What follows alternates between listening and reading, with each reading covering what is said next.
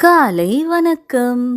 அப்புறம் போகிறவர் போல காணப்பட்டாலும் இயேசு, அப்புறம் போகிறவர் போல காணப்பட்டாலும் இயேசு உன் மீது நோக்கமாயுள்ளார். உன் நினைவெல்லாம் அவர் அறிவார். காக்கின்றவர், உருவாக்கின்றவர், தோளின் மேல் சுமக்கின்றவர், இயேசு தோளின் மேல் சுமக்கின்றவர். ஆமாங்க, கடல்ல போய் கொண்டிருந்த ஒரு படகு திடீரென்று கவிழ்ந்து விட்டதாம். அந்த படகுல பிரயாணம் பண்ண எல்லாரும் அந்த கடல்ல மூழ்கிட்டாங்களாம்.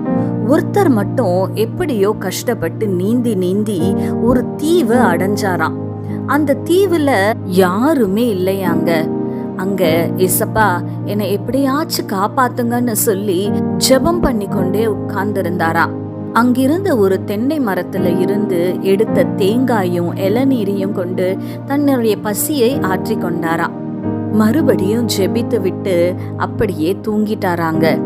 அடுத்த நாள் காலையிலயும் யாருமே உதவிக்கு வரலையா. அவருக்கு என்ன செய்யறதுன்னு தெரியாம அங்கிருந்த சில மர கட்டைகளை கொண்டு நெருப்பு மூட்டினாராம். அங்க இருந்த சில ஓலைகளை கொண்டு ஒரு வீடு போல செய்து கொண்டாராம். அந்த தீவுக்கு உள்ள சாப்பிட ஏதாவது கிடைக்குமான்னு பார்க்கும்படி அந்த தீவுக்குள்ள அவர் போயிட்டு வர்றதுக்குள்ள பாய்ந்த ஓலைகளை கொண்டு அவர் செய்த அந்த ஷெல்டர் பற்றி எரிந்து கொண்டிருந்ததாங்க. மிகுந்த கவலையோடு, என்ன ஏசப்பா இது, எனக்கு உதவி செய்யவோ யாரும் வரல, சாப்பிடவும் எனக்கு எதுவும் கிடைக்கல, நான் செய்து வச்ச இந்த ஷெல்டரும் இப்படி எரிஞ்சு போச்சே, நான் எவ்வளோ ஜெபிக்கிறேன், ஏன் ஏசப்பா அமைதியாவே இருக்கீங்கன்னு அழுது கொண்டே தூங்கிட்டானாங்க. அடுத்த நாள் காலையில எழும்புனா அவனுக்கு ஒரே ஆச்சரியம். அந்த தீவை நோக்கி ஒரு பெரிய கப்பல் வந்து கொண்டிருந்ததாம். அந்த கப்பல் கிட்ட வந்ததும் அந்த கேப்டன் இடத்துல அவன் கேட்டானா, இந்த தீவுல நான் சிக்கி கொண்டிருக்கிறேன்னு உங்களுக்கு எப்படி தெரியும், நான் எதுவும் சிக்னல் கூட காட்டலையேன்னு சொன்னானா. அந்த கேப்டன் சொன்னாரா, தூரத்துல எங்க கப்பல்ல இருந்து இங்க நெருப்பு எரிந்து கொண்டிருப்பதை பார்த்தோம், யாரோ சிக்னல் கொடுக்கறாங்கன்னு சொல்லிதான் இந்த தீவுக்கு நாங்க வந்தோம் அப்படின்னு சொன்னாராங்க.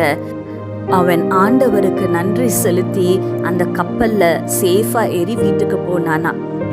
ஆமாங்க, இந்த காலை வேளையில நீங்களும் ஒரு வேளை உங்க வாழ்க்கையில இந்த ஒரு காரியத்துல நான் எவ்வளோ ஜெபிக்கிறேன், ஆனா ஏசப்பா அமைதியாவே இருக்கிறாரே, இந்த காரியத்துல ஒரு மாற்றம் ஏற்பட மாட்டேங்குதே, இந்த காரியத்துல ஒரு அற்புதம் நடக்க மாட்டேங்குதேன்னு சோர்ந்து போய் உட்கார்ந்து இருக்கிறீங்களா? சங்கீதம் 30:10-11 இப்படியாய் வாசிக்கிறோம்.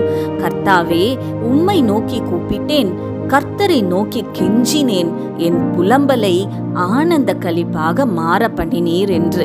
ஆமாங்க, நீங்க கர்த்தரிடத்தில் செய்த ஜெபம் வீணா போகாதுங்க. அவர் அமைதியா இல்ல, அமைதியாய் காரியங்களை நடப்பித்து கொண்டு இருக்கிறாருங்க. சீக்கிரத்துல உங்க புலம்பலை ஆனந்த களிப்பாக மாற பண்ண போறாருங்க. நம்பிக்கையோட இருங்க, ஜெபத்துல உறுதியா இருங்க. கண்களை மூடி ஆண்டவரை நோக்கி பார்க்கலாமா? எங்கள் பரிசுத்த பரலோக பிதாவே, உம்மை துதிக்கிறோம் அப்பா, உம்மை ஸ்தோத்தரிக்கிறோம். இதோ இந்த காலை வேலையிலமாய் தகப்பனே அப்பா, இதோ எங்களுடைய வாழ்க்கையில இந்த ஒரு காரியத்துல ஏசப்பா ஏன் அமைதியாவே இருக்கிறாங்க, இந்த காரியத்துல ஏன் எந்த ஒரு மாற்றமும் ஏற்பட மாட்டேங்குது, எந்த ஒரு அற்புதமும் நடக்க மாட்டேங்குதுன்னு ஆண்டவரை சோர்ந்து போய் உட்கார்ந்து இருக்கிற உம்முடைய பிள்ளைகளை கர்த்தர் நீர் கண்ணோக்கி பார்ப்பீராக. உம்முடைய பிள்ளைகளை ஆண்டவரே நீர் பலப்படுத்துவீராக ராஜா. ஆண்டவரே, சீக்கிரத்துல அப்பா உம்முடைய பிள்ளைகளுடைய புலம்பலை ஆனந்த களிப்பாக நீர் மாற பண்ண போகிறீர் ஆண்டவரே. அப்பா, நீர் சகலத்தையும் செய்ய வல்லவர், உம்மாலே கூடாதது ஒன்றுமே இல்லை அப்பா. நீங்க அமைதியா இல்லை ஏசப்பா, அமைதியாய் காரியங்களை நடப்பித்து கொண்டிருக்கிறீர் ஆண்டவரே. உம்மை நன்றியோடு கூட துதிக்கிறோம். நீர் செய்ய போகிற பெரிய காரியங்களுக்காக நன்றி, துதி, கன, மகிமை யாவும் உமக்கு செலுத்துகிறோம். இயேசு கிறிஸ்துவின் வல்லமையுள்ள நாமத்தினாலே கெஞ்சி மன்றாடுகிறோம் பிதாவே, ஆமேன். இந்த நாள் உங்களுக்கு ஒரு ஆசீர்வாதமான நாளாய் இருப்பதாக. ஆமேன்.